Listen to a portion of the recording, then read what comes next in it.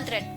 हाल ही में सर्वोच्च न्यायालय ने केंद्र से जबरन धर्मांतरण के मुद्दे से निपटने के लिए गंभीरता पूर्वक कदम उठाने को कहा है। क्या है धर्मांतरण? धर्मांतरण का तात्पर्य किसी दूसरे धर्म के बहिष्कार के क्रम में किसी विशेष धार्मिक संप्रदाय के विश्वासों को अपनाना है।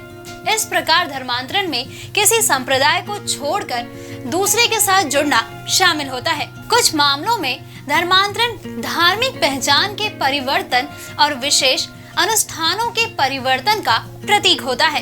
क्या है याचिका और न्यायालय का फैसला? इस याचिका में एक स्पष्टीकरण की मांग की गई थी कि धमकी देकर, धोखे से, उपहार और मौद्रिक लाभों के माध्यम से धर्मांतरण संविधान के अनुच्छेद 14, 21 और 25 का उल्लंघन माना जाना चाहिए।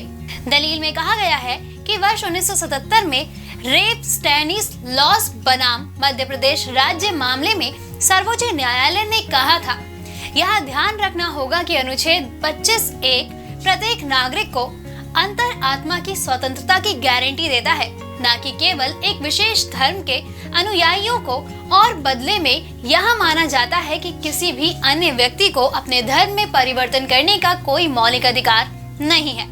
सर्वोच्च न्यायालय ने याचिका पर सुनवाई करते हुए केंद्र और राज्य को इस तरह के धर्मांतरण की जांच करने के लिए कड़े कदम उठाने के निर्देश देने को कहा। न्यायालय ने कहा कि जबरन धर्मांतरण बेहद खतरनाक है और इससे देश की सुरक्षा व धर्म एवं अंतर आत्मा की स्वतंत्रता पर असर पड़ सकता है।